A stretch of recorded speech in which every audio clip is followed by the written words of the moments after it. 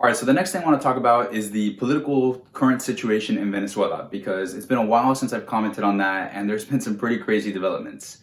Maduro is feeling a lot more comfortable than he had been in the recent past.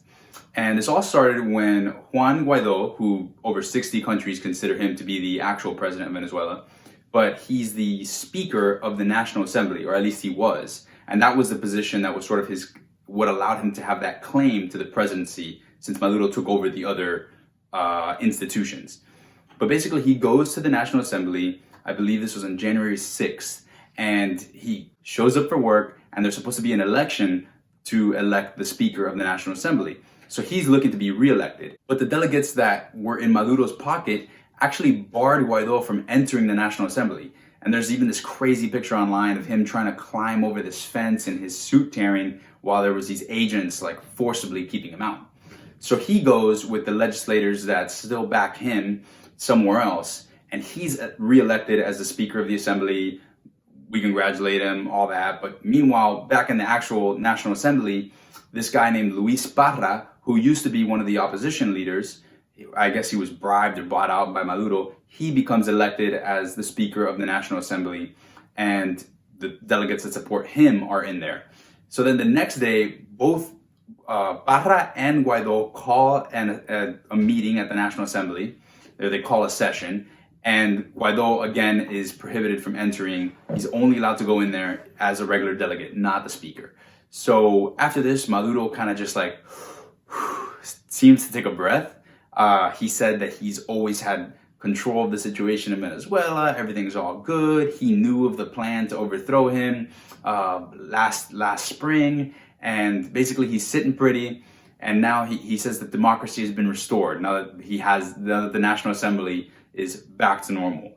Not that he has control of it, but that's basically the case. So basically, Maduro's like, I'm here, I'm ready to talk. But the U.S. obviously will not talk to Venezuela unless the conversations involve Maduro leaving office in some capacity or another. But, because we want Guaido, but Maduro's obviously not going to leave, so it's highly unlikely that these talks are going to happen. Meanwhile, Venezuela just keeps producing oil. They're building tankers in Argentina. These tankers are going dark, and then they're sending the oil to Cuba. So really nothing's getting resolved there, and the United States is kind of getting walked all over in that sense because nobody's listening to our sanctions. And we've even taken it so far as we're not considering a naval blockade against Venezuela to prohibit the oil from getting to Cuba. But on the flip side, the U.S. has also just granted Chevron a 3-month extension for them to continue producing oil in Venezuela.